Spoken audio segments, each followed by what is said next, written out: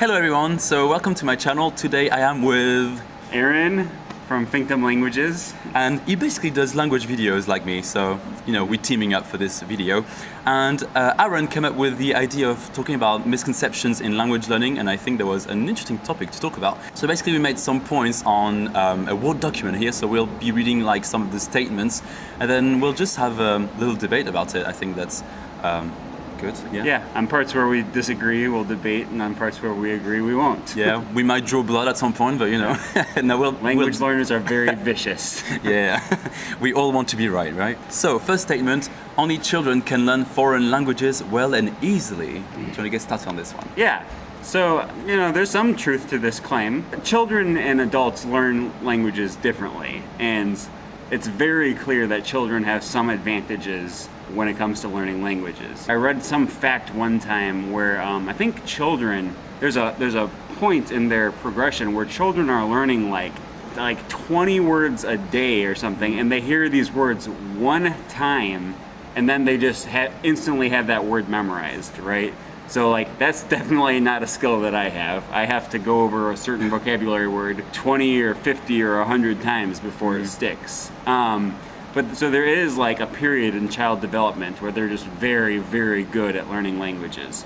That's not to say that adults can't learn languages or that adults don't have any advantage. If you think about it, children spend a year at least of their life before they're even able to say one word, right? But as adult language learners, you start learning a language, and then that day you're able to put together basic phrases. I feel like a lot of people think that children are better at speaking and learning languages because they have this nativeness thing going on. So they have the perfect accent. They don't make mistakes eventually, when they learn the language properly. But I think it's, as you kind of started talking about, is the fact that children, they will take a lot of time to even say one word, let alone an intelligible sentence, right? Yeah. But us as adults, within I don't know, a few days even, we can already start saying sentences. Yeah, after one class. Yeah. I think what's easier as well for adults is that we have the grammar concepts, and being able to use grammar of a native language really helps in the language, I think. For example, if I want to learn the word for democracy in Chinese, all I do is I look in my dictionary, learn how to pronounce it, and then I know how to say the word democracy. But it's because I already have that concept in my mind. Right? In order to teach a child the word democracy, you can teach them the pronunciation, but they're not going to understand the concept. So adults are able to learn words more quickly in that sense, because we already have the concepts behind the words. That's a very good point, because language learning is not just learning grammar, pronunciation, and vocab. It's also knowing concepts. And also, I think there is something to be said that children are just able to learn languages more completely. They have certain critical ages where if you start learning a language afterwards, you can get very, very good. But then once you get to that, that 99 percentile, children are able to make that last 1%. Whereas for adults, it's very difficult or impossible. Yeah, nearly impossible. Yeah. As adults, we will never be native speakers. Right. Which is why it's kind of another point, but I kind of hate people that are learn English like a native speaker. You will never be that. So why? And a lot of people have as their goal as I want to be mistaken for a native speaker. Yeah. Right? Or I want people to listen to me and not be able to tell. That's not a good goal. Yeah. It's not realistic. Yeah. Now, of course, you want to be as close to native level as possible. I agree with that, but you're never gonna get to 100% fully native level. Also, there's a lot of debate in linguistics, which is that what is a native speaker? How do I choose my mom as the model for my native speakerness? Do I choose someone that's never been to school, someone that is a doctor and has done 10 years of study in whatever field? Even native speakers have different levels of fluency, and I don't know, that makes it just so hard. Yeah, I wouldn't say native speakers have different levels of fluency, right? The construction worker or the neurosurgeon. Obviously, they have different commands of the language, but I wouldn't say one is more fluent. They're both able to communicate whatever they need to say just as easily as the other. But of course, one knows more words and is able to, to communicate more advanced subjects than the other. I think that's all we have to say about that. I think that's some idea. So obviously, if you disagree or want to add anything, feel free to add a comment. That'd be interesting to have some kind of debate in the comment section. Okay, misconception number 2. There is only one way to learn a language, i.e. going to that country. And this is not true. I have some personal experience with this. Me too. Start off. Yeah, sure. So in 2012, I lived in Djibouti, which is, a francophone country.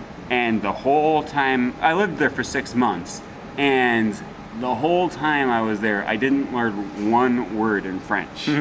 Not even one. Of course, they also speak Arabic and I think some other local languages. But I didn't learn any of it because I didn't care. I didn't put in the effort. Back at that time, I was young and stupid, and I had different priorities in life, and language learning wasn't as interesting to me. So clearly, moving to the country is not a good way of learning the language. Oh, it helps. I'm not going to say it doesn't. That's why I'm here in France, right? Because I wanted to improve my French. But much more than the 6 months that I lived in Djibouti, I moved to Wisconsin for...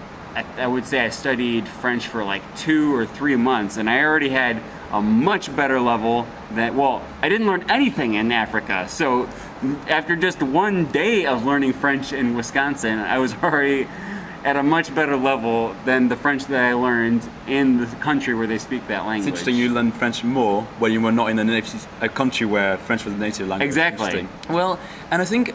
because I am a teacher in real life, and then definitely this is something we're taught is that people will learn in different ways. So I think, obviously, as you said, like going to the country does help, but I think there's some kind of requirements. So if you don't know the language at all, going to the country I don't think will help, because especially if you're a native speaker of English, you will probably just speak English because you don't know the language anyway. Yeah. But even if you don't, you will just struggle a lot to learn the language. So I mean, unless you take classes where you go to the country, but if you just kind of do it organically or try to learn like a child, as they say on the internet sometimes, then I don't think it will work. But in terms of how to learn a language, I think, it takes different learning styles. I mean, I don't know how you learn languages, but personally what helps me is to watch TV shows and listen out to the vocab in context and reading a bit. But other people kind of find writing, better for their learning. So I don't know what's your favorite way of learning a language? Listening to music. Yeah, I listen to a lot of music, and that you were singing a French song earlier. Yeah, right. I was humming or singing something as we were getting ready for this video. And that's why. That's exactly why. Precisely for that reason, because I'm just practicing naturally throughout the day, and it gets stuck in your head. And what better way of making vocabulary words stick and memorizing those words other than something that you can't stop singing all day long. Yeah, it's interesting because I actually did a kind of dissertation about the use of music in the language classroom, and there was, I think, Krashen that we talked about. You talked about the musical din, I think, or was it someone else?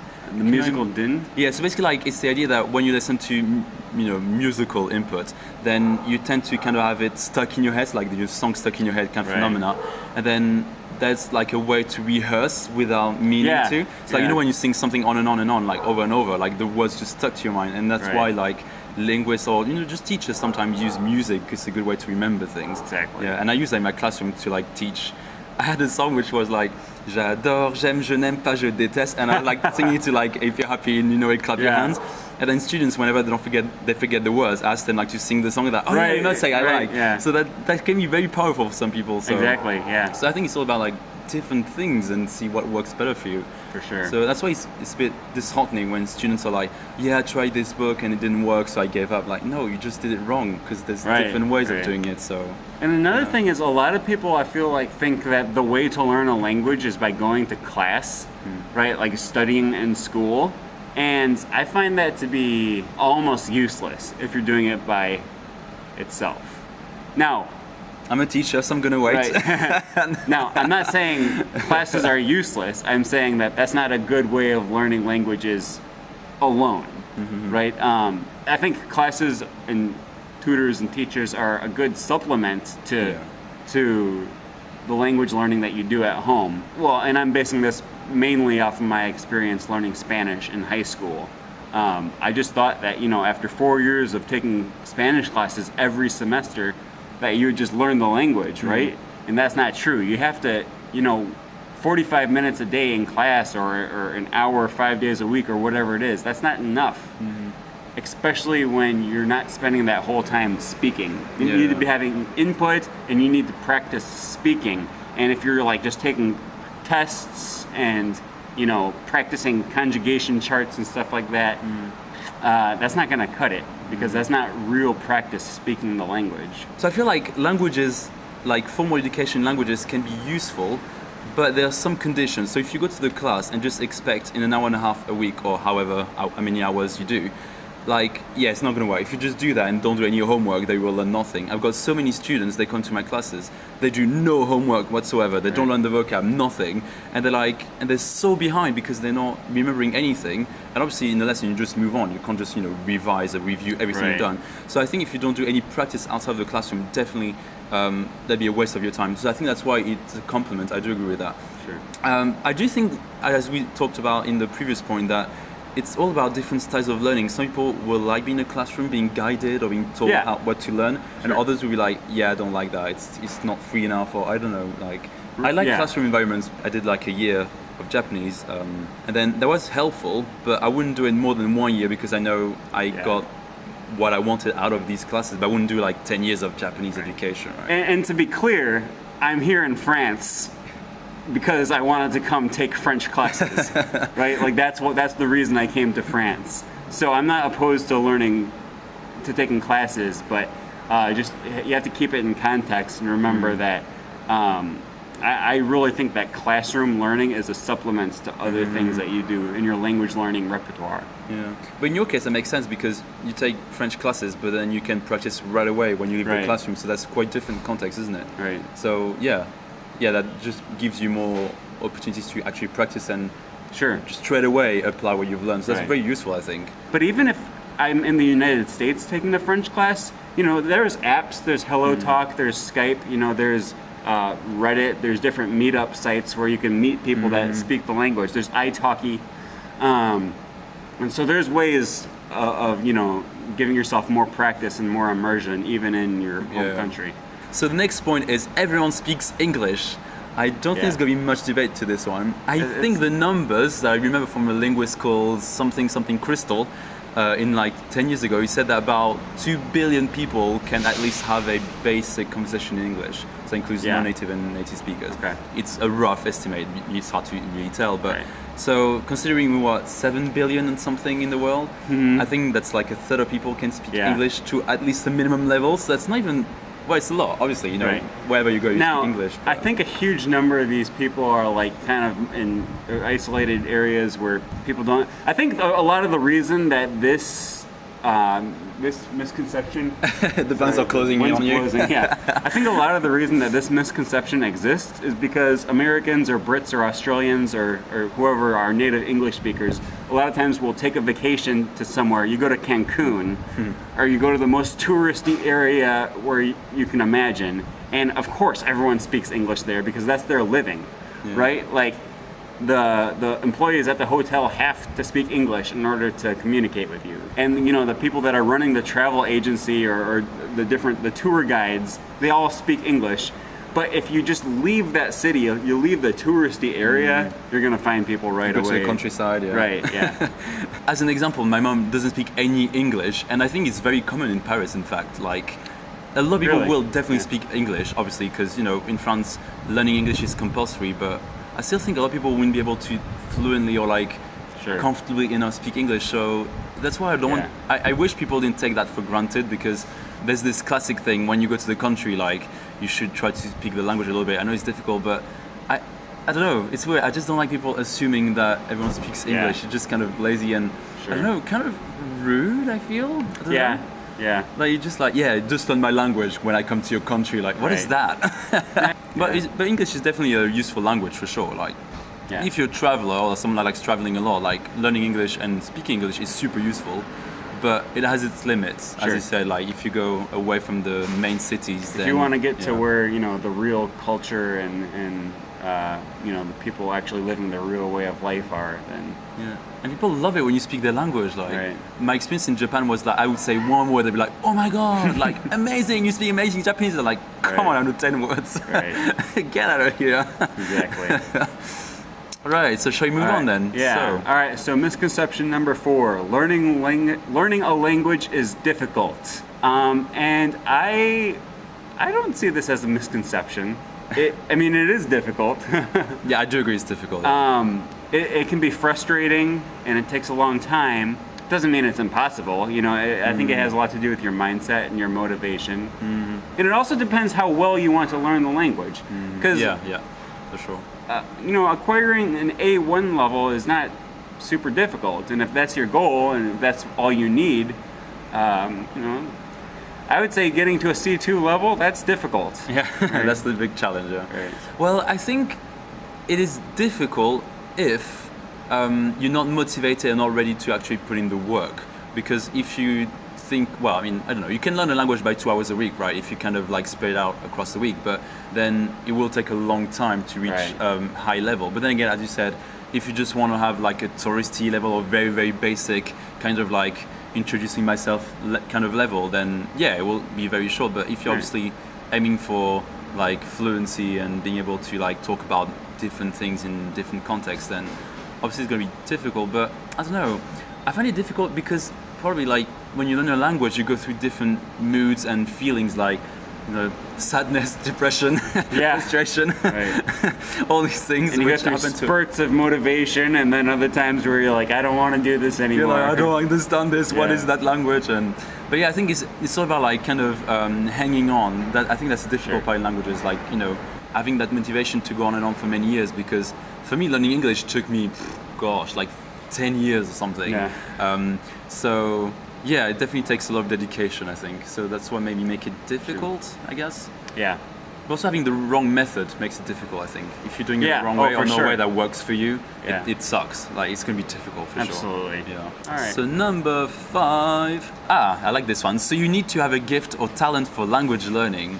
It kind of comes up a lot in my channel because... Like, I speak a few languages. I mean, don't get me wrong, I'm not fluent in 6 languages at all. I speak like 3 fluently, which I'm happy with, But, and a lot of people think that it's easy for me to learn languages, but they don't actually realize that even polyglots that speak 16 languages, like, they don't just read a book and they know the language. Like, they don't just absorb. They actually have to go through the process of learning. And for anyone, I think it takes time. So obviously, if you know languages, like, if you've learned languages before, it is easier. Because you kind of know how it works, like you're familiar with the grammar, and you're kind of more open to different languages, I guess. Yeah. Like your brain is more like open to different concepts and how languages work, that kind of stuff. But yeah, I don't think there's a gift for language learning. No. Really. Yeah, I think to say that someone has a gift for learning languages is it's almost insulting, kind of detracting from like the hard work that they put in. Yeah. That you don't see this person putting in all the hard work. You see them speaking fluently, and you're like, oh, they just must be really good at languages. But it's because they've been practicing, day in and day out for years. And this is something that I think comes up a lot in America because, probably in most English-speaking countries, because our education systems are so bad at teaching languages. I'm always amazed when I come to Europe and I find, and I meet the amount of people that do speak English, because the amount of people in the United States that speaks any other foreign language is like, I don't know what it is, but it has to be very low. So you talk to all these people that are like, yeah, I took Spanish classes for 4 years, but I'm just not good at learning languages. Well, no, it's not that you're not good at learning languages, it's that you took Spanish classes for 4 years and you thought that was going to teach you Spanish, right? You weren't using the right techniques, maybe you weren't using the technique that works for you. Maybe you weren't doing the homework either. Yeah, right. And I kind of had that experience, right? Like I started in 8th grade learning Spanish, and even up to 12th grade I took Spanish classes every year, and I didn't particularly learn a whole lot until I started reassessing my language learning techniques.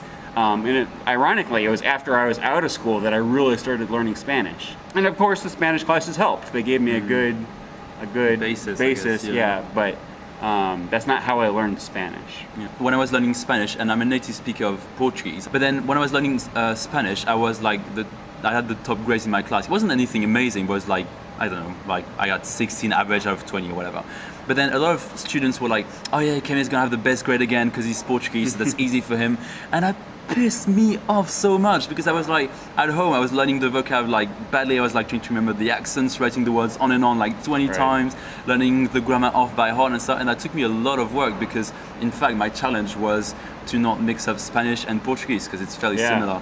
So I kind of, well, I'm not going to say I had to work twice as hard, but you know, there was a challenge for me that other people didn't have. Sure. Because they were like a sort of clean slate. I mean, they spoke, you know, French, but yeah, I mean, yeah, it was definitely a challenge. And as you said, I think it's a bit rude and kind of dismissive of how much work we put into learning because it is still learning. Like, I don't think anyone absorbs languages. Right. I don't think as such. Yeah. I mean, I think there probably is some, like, there probably are some people that are born with a little bit more of an ability, probably, but that's not to say that some people are just natural at learning languages and some people are, you know, unable to learn languages. That's wrong. I agree with you. I think some people just have some kind of predisposition to certain aspects of language. And what I mean by that is, for example, if you're musically trained, for example, maybe songs will work better for you, or if you're a scientist, sometimes grammar is easier for you because you have like the kind of formula and that kind of thing. So some people can have some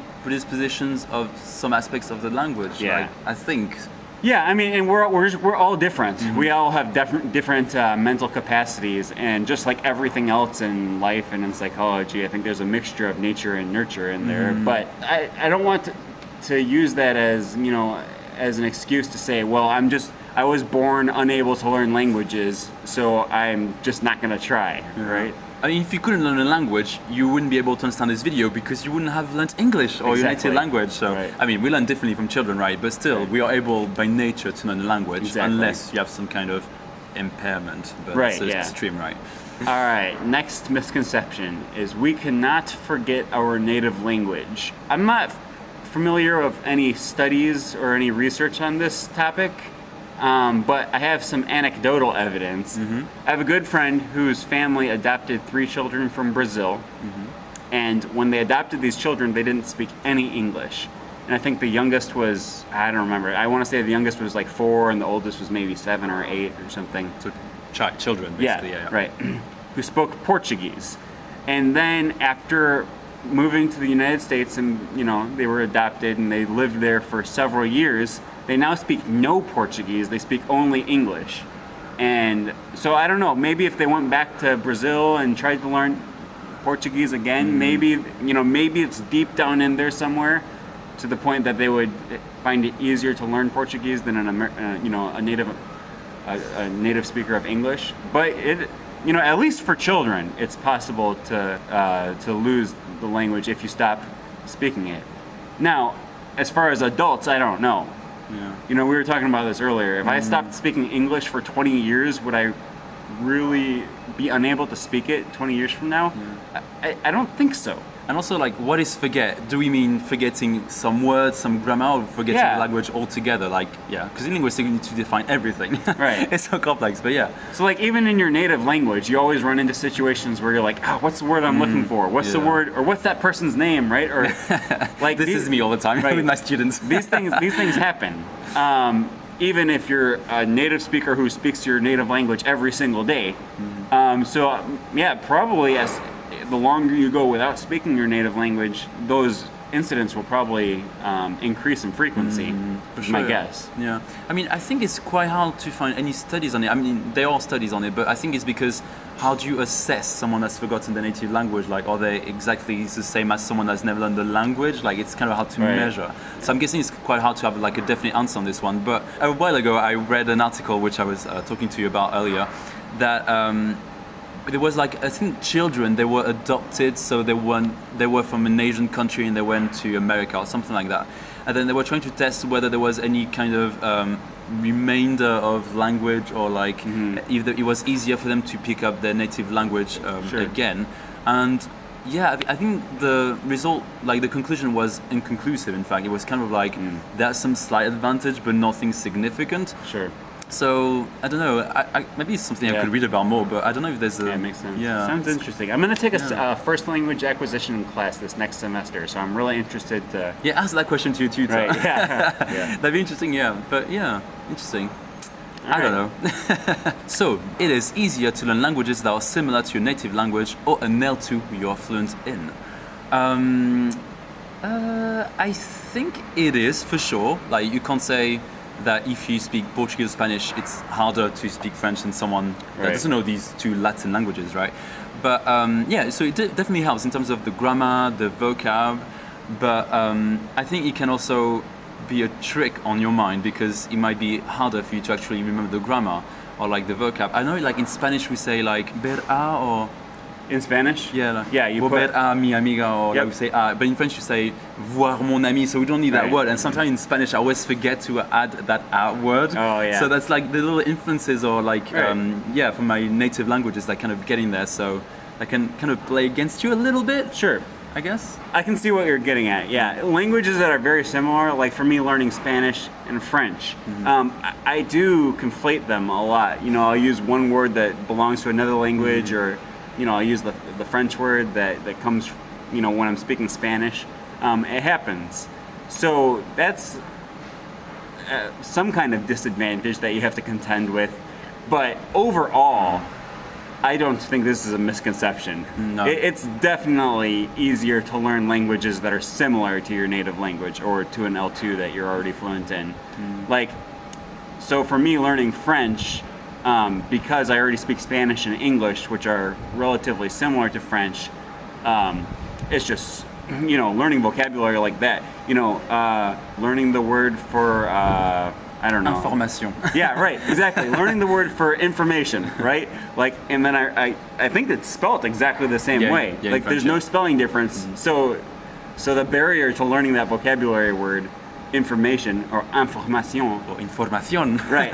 There's no barrier. You just you see the word and then you like learn it, right? But if I wanted to go learn Japanese, I don't know what it. I'm pretty sure it's not a cognate in Japanese. Well, it's interesting because Japanese, like, because I'm learning a bit of Japanese and I'm still beginner, so not fluent, but it's easier if you speak English because some words are like come from English, like sandwich in Japanese. Sure, yeah. Sandwichi. Every language is gonna have loan words. Yeah. So you have the loan words, but the grammar is different. Like you start from scratch. Like literally, there's nothing similar to English really that I can think of. Like whereas in French and Spanish, basically every word that ends with ION is gonna be a cognate or you know or True. But if you were a native Korean speaker, then learning Japanese would probably be much easier than learning English or French or Spanish. Yeah. You know, so it's all relative. And that's why I hate, like, well, I don't hate, I'm not a hater, but I very dislike these articles or videos are like, what is the most difficult language in the world? I'm like, okay, that's not a stupid question, but it's just like the answer depends on your native language. Exactly, like, because a lot of the time you see like French is easier, but like for who? For a Japanese person, an English native speaker, a Brazilian native speaker is going to be like, you're going to have different answers for depending on your native language. So a lot of times I see articles that are like, what is the easiest language to learn for a native speaker of English? And that makes more sense. Like granted, now everyone's still going to be individuals and one language might not be you give easiest. context in that case, though, so that's fair. And so a lot of times there's Dutch and French and Spanish are included in there, you know. But yeah, it depends on your native language for sure. Yeah. Because like I always hear that Chinese and Russian and Arabic are like the most difficult languages, and it's just not true. Yeah. It depends for who. Yeah, it depends who you are. For an English speaker, that's true. These are very difficult languages to learn for an English speaker. Just because of the writing, isn't it? The writing system. The writing and, you know, the inflections and just they're just much more different than your worldview or your paradigm. Everything that you have grown up knowing and thinking, you have to, you know, start to question all of that and see the world through a different. You don't see the world through a different lens, but you just have to formulate your sentences through a different filter. Yeah, for sure. Because when you learn English or French, like you can relate to some concepts. Of like pluralization, you know, like with a nest when it's two objects or two cats Right. or two chairs or whatever, which is Yeah. similar to French, but in other languages you don't have plurals. Like in Japanese, there's no Yeah, plurals. it's so weird. There's ways to make it plural, but you don't add a nest to the word or any kind of ending to the Right. word. Or So, yeah. just as a real basic example, for me as a native speaker of English, I am 28 years old, right? And so that 28 is a quality that I have, or like, you know, a characteristic of how old I am. But in Spanish, you're not 28 years old. You have 28 years. Like it's something that you possess, right? Yeah. So just learning that language is you have to really just reframe your manner of thinking. Or I'm not hungry. It's not a quality of myself. It's I have hunger. Yeah. It's something that I can possess, right? Yeah. And so in that sense, a French speaker or a Spanish speaker are going to have a lot more in common. You don't have to rethink about, you know, j'ai faim or tengo hambre, right? Sure. Because it's just natural to you, whereas it's not natural to a native speaker of English. What I find interesting when you learn languages as well is you learn a lot about your own language. You like, because you know in French say like j'ai, so you have I have, and then you are your age in English. So, and when you think about that, like, oh, that's weird. Why do we say have and not am, or the other way around in French? It's so weird. Yeah, really. These little verbs that you use for for everyday things, they don't logically apply to the way we actually use them a lot of times. For example, like masculine and feminine in Spanish or French, like when I teach it in my classes, I'm like, yeah, I never actually thought about how illogical and arbitrary that is. I mean, sometimes it's logical, but sometimes an object that you would assume would be more feminine is masculine. Yeah, right. So that is so weird. Yeah, it makes no sense to an English speaker. And my students are like, yeah, is there a rule? I'm like, basically there's like probabilities based on the ending, but it's like a 90% chance. I'm like, don't bother with this. Just know if it's masculine or feminine. Don't learn like thousands of endings of words in French. So that's just pointless. And also there's like, so in English we have, you know, I am going to eat, or je vais manger, right? Why is going, why does this word mean it's going to happen in the future, right? Yeah. Like I could sit right here and not go anywhere and say I'm going to eat. It's a metaphorical go, like you could in the future. Right, I'm going into the future to eat. Right, it just doesn't make any sense, but we use them every day. The people that came up with the language were probably high at some point. Right. Just like, let's do this to just mess up with people trying to learn the language. I feel, well, you know, language change, I think, is strongly driven by teenagers because, you know, teenagers don't want to sound like their parents, and so they invent new ways of speaking. You know, we say that's lit rather than that's cool. And then those teenagers grow into adults, and then their children want to speak differently from them, you know. This is dope. Right. Sorry, we're going into like etymology and stuff now. So I hope you enjoy these misconceptions. Do feel free to, you know, add your, you know, grain of salt. What's the phrase in English? Add your 2 cents or... Your 2 cents, yeah, that's the one. English. Right. So add your 2 cents if you want. But don't forget to subscribe to his channel, Fingtam Languages. We do different kinds of videos about languages, so it's quite nice. I think we're different, so you'll definitely learn something we from this offer channel. different perspectives. Yeah, so that's interesting. Sure. Okay, so Fingtam great. Languages, and I'll see you later. Yeah. Bye.